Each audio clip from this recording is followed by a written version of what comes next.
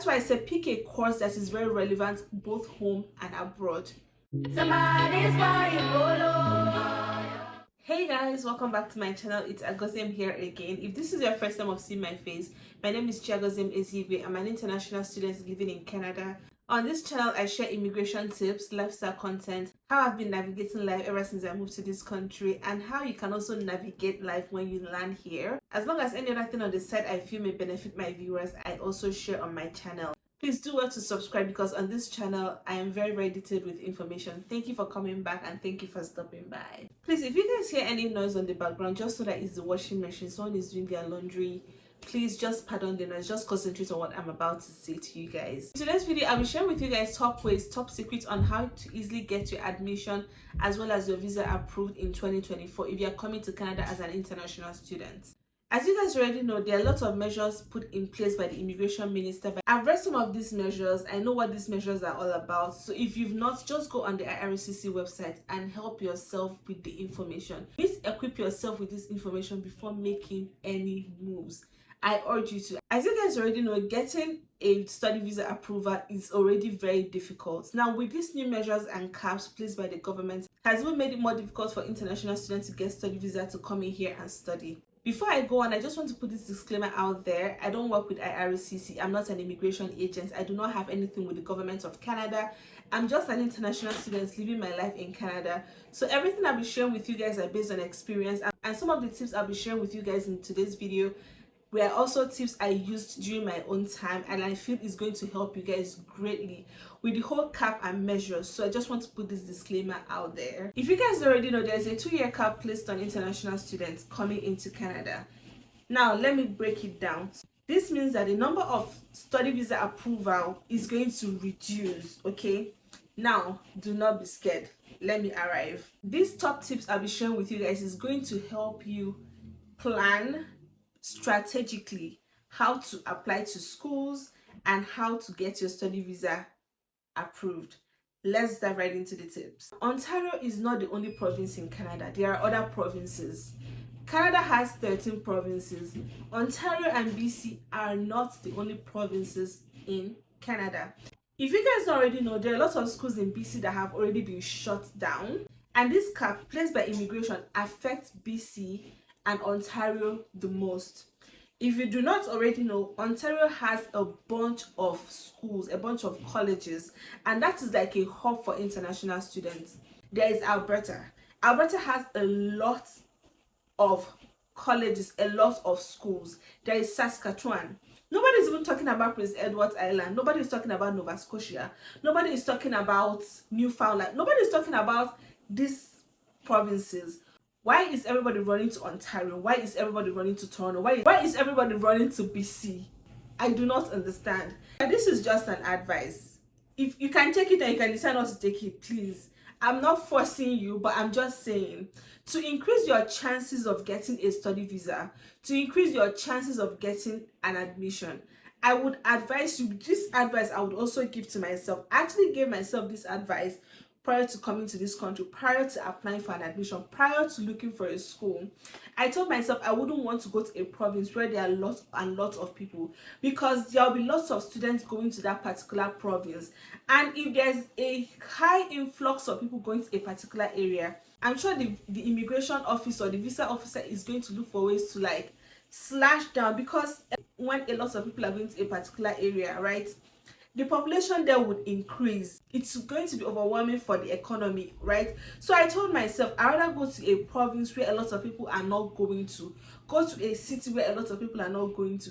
That way I would increase my chance of getting an admission and also increase my chance of getting a study visa. That was how I did my own, and this is why I'm bringing this advice to you people free of charge.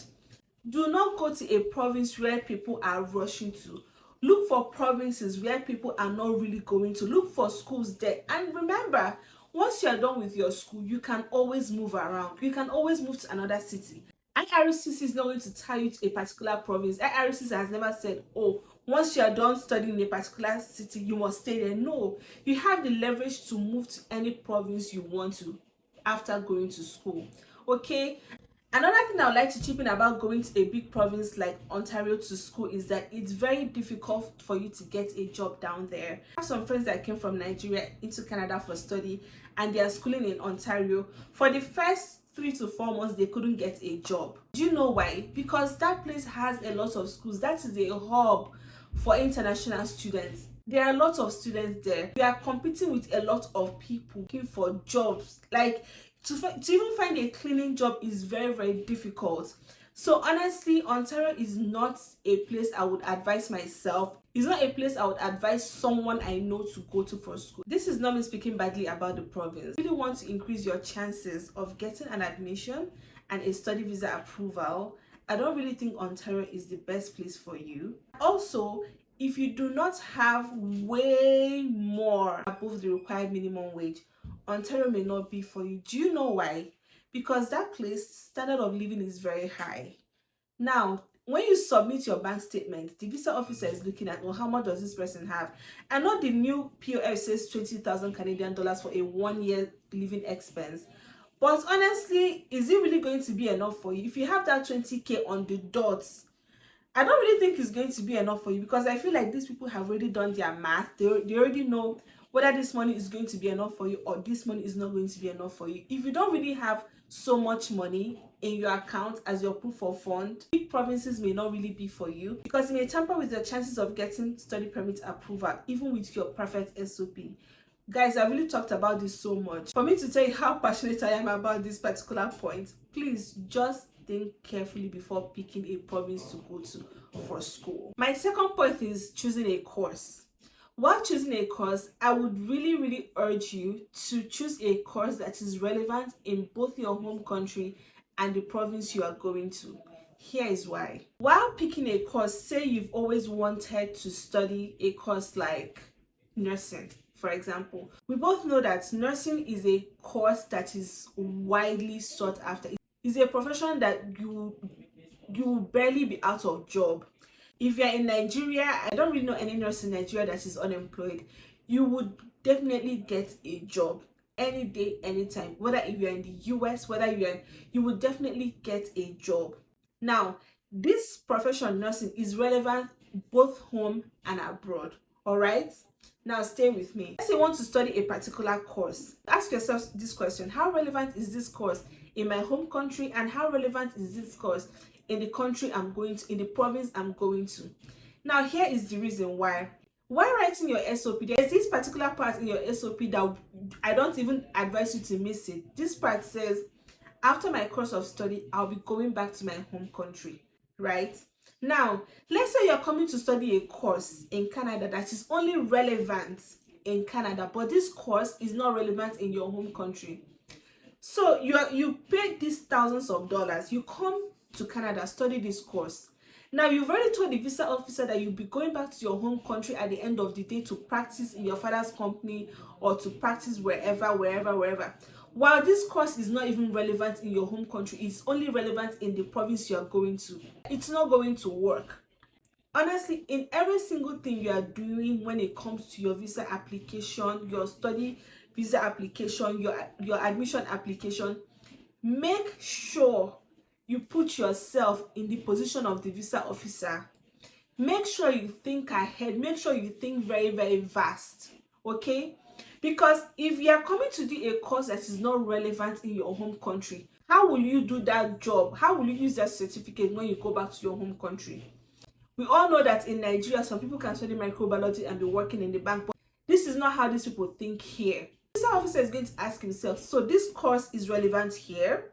How is this course going to help this person when they move back to their home country? Okay, that's why I said pick a course that is very relevant both home and abroad. Honestly, this would really help you increase your chances of getting your study visa approved. You've heard some situations whereby some people be like, oh, I had all my documents, I wrote a very nice SOP, I did this, I had all the money in the account, I provided all the necessary documents, but they still got denied. You ask them, what did you apply for? I applied for XYZ course. You'll be asking yourself, so how is this XYZ course relevant in Nigeria or relevant to your home country? This is a question you need to ask yourself. How relevant is this course? If that course is not relevant in your home country, abort mission. Remember what I said, always put yourself in the position of the visa officer while doing your whole process. The third point is about getting an admission. At this point is apply for your admission as early as possible. If you guys don't already know, from August to September, the admission window for the next fall term, which is the upper year September term, opens. So I would advise you, if you want to come to school for fall, make sure you apply for your admission very, very early. That way you can get your admission very fast, because it's a first come first serve situation here. You apply first, then if you meet all the requirements, then you would most likely be given that admission first. So it's a first come first serve situation. That is how they work here, and that would also make you to apply for your study visa early. Do you guys understand? Nobody likes waitlist. I don't like to be waitlisted. I'm sure you don't like to be waitlisted. Please, to run away from waitlist or admission denial, make sure to apply early. That way you'll be more organized and you'll be on track, because you don't even know how long it's going to take IRCC to check your documents and do all of that and give you a decision, right? So make sure to apply early. If you apply early, then you get your admission early. The fourth point is applying to 2 or 3 schools. With the recent cap placed by IRCC, you know that it's going to be a little more stringent getting admission. Now, I'm sure school have a quota on the amount of students they should admit every single year. How schools in a particular province will share the number of students they will take every single year depends on them. So that is why I said apply early. I know application fee is not easy. Let's say 2 schools at most, okay? Do not put all your hope or all your eggs in one basket. Don't do that. In my own time, I applied to 2 schools and those 2 schools gave me admission. I would advise you to do the same, because one school can be taking time to give you an admission, the other one might give you an admission faster, and that way you can run with that admission letter and start your visa application process. Apply to not just one school, okay? My next point to getting your visa approved is having legit money in your account and having a little bit above what is required. If you don't already know, IRCC has said that the POF for 1 year is no longer 10,000 Canadian dollars. It's now 20,000 Canadian dollars plus a little more money on top of it. So I would advise to have above that, especially if you are the kind of person that wants to go to Ontario. If you want to go to a very big province, I would advise you to have more money. Please have legit money in your account. That way, when they do their background check and everything, you will know that you are clean. Do not use your hand and pour and sand inside your garri. Make sure your money is legit. That way, it would increase your chances of getting a study visa approval. Another thing is, if you can have a guaranteed investment certificate, that is having money in Canada, that would also increase your chances of getting your study visa approved, because they will know that, oh, this person already has ties in Canada. That means this person is willing to invest in this country. This person is willing to go ahead and have a GIC. That means the person really knows what they are doing. If you can have a GIC, do so. If you can't, no problem. Just make sure you have legit money. My next point to getting your study visa approved faster is applying to a DLI. Now, not all DLIs give postgraduate work permits. This is why I urge you guys to always do your research. When you're applying to schools, once you see DLI, okay, no problem, go ahead and see if that school can help you get a PGWP, which means postgraduate work permit when you finish. Don't be in a hurry to just go and apply to any school, and please run away from private schools, because most private schools, if not all private schools, will not help you with your postgraduate work permits. What I mean by that is that, like, staying back in Canada to work post-study. My next point is about getting an admission. Now, while doing your research on the school to go to, make sure you apply to schools that have very high acceptance rates. That way, you're increasing your chances of getting admitted to that particular school. If you apply to schools that have very low acceptance rates, then what does that mean? It don't be for you. you would most likely not get accepted. So apply to schools that have very high reputation and very high acceptance rates. This is very, very important. You can also check the chances of the students that went to this school, their chances of getting a job after school.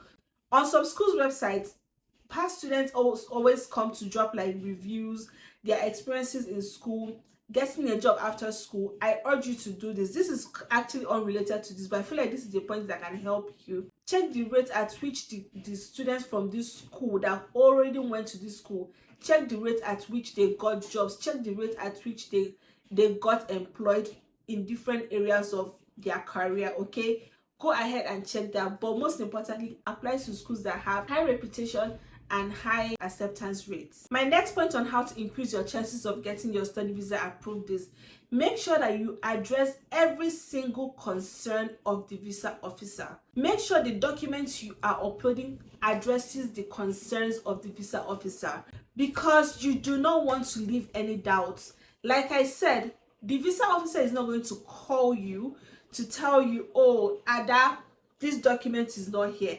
Ada, your police report is not here. Ada, this. Ada, that. They are not going to call you. What they can do, they will refuse you, which is not your portion in Jesus' name. But make sure you address every single concern of the visa officer, both in your SOP, both in the documents you are bringing. Address the concerns. That way, it even makes it easy for the visa officer that is going through your document to feel at ease that every single thing is there, so that they will not be stressed out, and so that they will also give you an approval. My last point, which is also the most important point on how to get your study visa approved and also how to get your admission fast, is by praying. You can never throw away the place of prayer. Don't say, oh, it's about to get well for you, you are leaving your home country, you are leaving the suffering behind, you now throw God under the bed. Please, prayer is very, very important. During my own time, I prayed, and I'm still praying up to today. Prayer is very, very important. If you do not have a strong prayer life, prior to coming here already, the life is just very, very the little fire, the little or no fire you had prior to coming here will just disappear. Prayer is very, very important. Commit everything into the hands of God, and I'm sure it's going to really, really work out for you. I've come to the end of this video. If you enjoyed this video, do give me a thumbs up, and I'm going to catch you guys on another video. But wait, are you going to watch everything I finish saying in this video without subscribing? Please now subscribe now. You know they cost money. Please now subscribe. It's free. Just click on the subscribe button you see down below, and you will not regret it. Okay, if you have a video idea, if you have something you would really want me to talk about, I'll come here and passionately talk to you guys about it. Just leave your video idea in the comment section. I'm going to catch you guys much later. Okay, I hope your visa and your admission get approved whenever you apply for them, and remember, apply early. Keep being fabulous. I'll catch you guys on another interesting video.